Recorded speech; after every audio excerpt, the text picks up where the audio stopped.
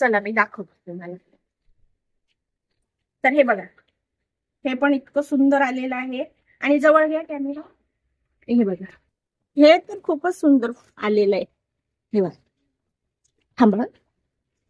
हे बघा किती सुंदर, जवळ घ्या. फुल बघा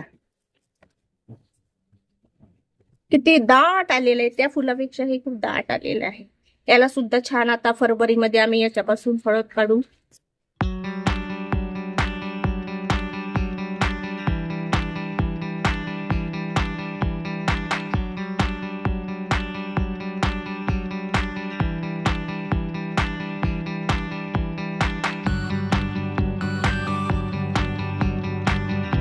नमस्कार, माझ्या हॅपी चॅनल मध्ये आपल्या सर्वांचं स्वागत आहे. मी आली आहे टेरेसवर. व्हिडिओ स्किप न करता बघा, कारण महत्त्वाची माहिती मिळणार आहे. तर मैत्रिणींनो, माझं हे टेरेस गार्डन आहे आणि मी पुढच्या व्हिडिओमध्ये पूर्ण माझं टेरेस गार्डन तुम्हाला नक्की दाखवेल. पण आजचा विषय आपला हा हळदीच्या झाडाचा आहे. तर मी हे झाड कसं लावलं आणि इतकं सुंदर आहे, हे खूप बहरलंय ह्या वेळेस हे झाड. आणि मी मागच्या वर्षी पण हळद काढलेली आहे. ती हळद मला वर्षभर चाललेली आहे.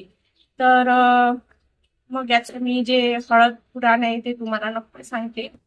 चला मग व्हिडिओला सुरुवात करू. माझ्या व्हिडिओमध्ये थोडासा इकडचा तिकडचा आवाज येणार आहे, कारण इथं फ्लॅटचे काम सुरू आहे ना, तर त्याचा आवाज येणारच आहे. त्याच्यासाठी क्षमा मागते. तर हे झाड मी लावलं आहे. केव्हा लावलं आपण हे झाड? एप्रिल महिन्यात.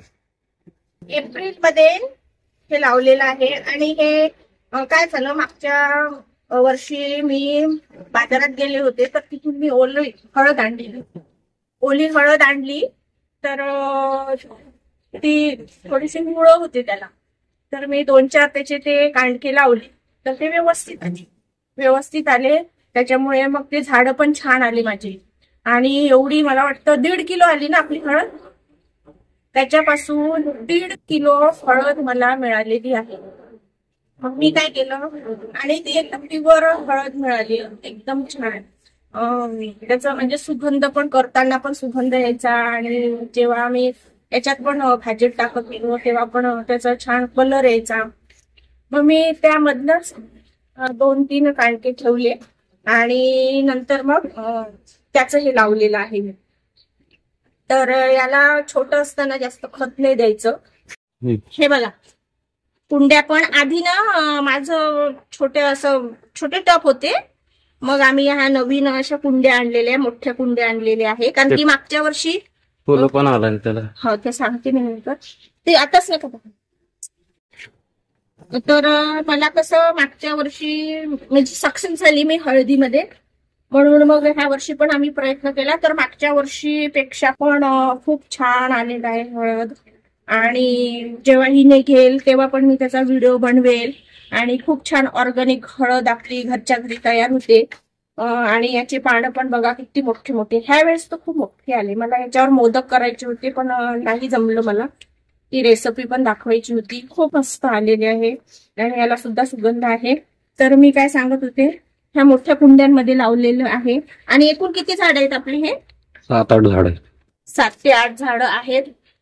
आणि छोटं असताना याला खूप जास्त खत वगैरे द्यायचं नाही. आणि मला वाटतं हे फरवरी नाही, नोव्हेंबर डिसेंबर जेव्हा थंडी असते ना, तेव्हा थंडीच्या दिवसामध्ये याचे पानं पिवळे पडतात. फेब्रुवारीला काढायचं. आणि मग काय करायचं, त्याला पाणी देणं बंद करायचं. मग ते डिसेंबर जानेवारी थोडी थंडीच असते ना, तर तेव्हा म्हणजे पिवळे पडतात. हे पानं पूर्ण पिवळे पडतात. मग याचा काय संकेत असतो, त्याचा एक सिंबल असतो की आपली आता हळद खाली आलेली आहे. तर मग पाणी पण कमी करायचं, नाही दिलं तरी चालतं. आणि फरवरीपर्यंत याचं पीक काढता येतं पूर्ण. जेव्हा ते हळद निघेल, इतकं मस्त वाटतं ना आपली घरची हळद. तर मी तेव्हा तुम्हाला नक्की दाखवेल. आता बघा, हे तुम्हाला जवळ हे फुल दाखवते. याला हळदीला फुल पण आलेलं आहे, खूपच मस्त फुल आलेलं आहे. आणि हे मोठं होणार का थोडस? एवढंच राहतं वाटतं हे फुल. आणि हे फुल पूजेत पण वापरतात, कोणी तिजोरीमध्ये वगैरे ठेवतात, तो भाग वेगळा आहे. मी तर काही ठेवत नाहीये, पण म्हणतात. आणि हे फुल म्हणजे जुन्या झाडांना वगैरे येतं आणि हे चांगलं असते फुल, पण याचं काही म्हणजे एवढं तोटा नसतो. तर बघा किती मस्त आलेलं आहे, छान आले. झाड लावलेलं असंच तिकडे पण एका कुंडीमध्ये लावलेलं आहे. तर चला मी दाखवतो तुम्हाला. तर हे बघा, हे पण इतकं सुंदर आलेलं आहे. आणि जवळ घ्या कॅमेरा, हे बघा, हे तर खूपच सुंदर आलेलं आहे. हे बघा, थांबा, हे बघा किती सुंदर, जवळ हे फुल बघा किती दाट आलेलं आहे. त्या फुलापेक्षा हे खूप दाट आलेलं आहे. त्याला सुद्धा छान आता फरवरीमध्ये आम्ही याच्यापासून हळद काढू.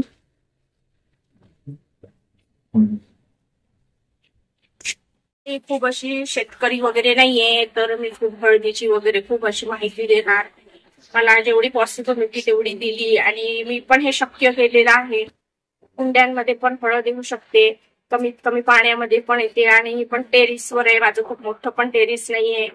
तर तुम्ही सुद्धा प्रयत्न करू शकता. तुमच्या गॅलरीमध्ये पण तुम्ही लावू शकता. जर तिथं ऊन वगैरे येत असेल गॅलरीमध्ये, तर नक्कीच प्रयत्न करा. मी पण केलेला आहे.